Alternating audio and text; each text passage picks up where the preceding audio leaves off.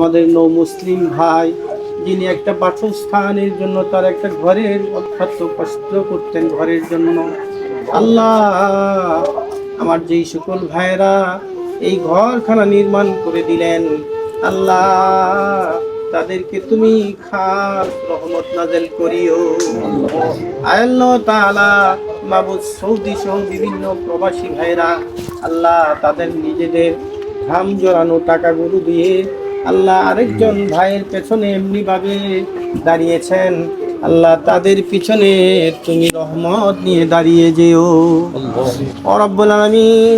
আল্লাহ, যারা যেই দেশে বসবাস করতেছেন সেখানের বিভিন্ন ধরনের বিপদ আপদ, আল্লাহ বিভিন্ন ধরনের কাগজপত্রের সমস্যা যত ধরনের আছে, আল্লাহ সব থেকে তুমি তাদেরকে হেফাজত করিও।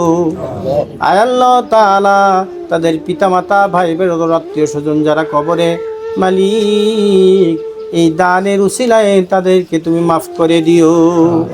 কবরে যদি কোনো আযাব গজবের ফেরেশতার হাতে ধরা পড়ে থাকেন, আল্লাহ এই দানকে উসিলা করে তুমি মাফ করে দিও রব্বুল আলামিন।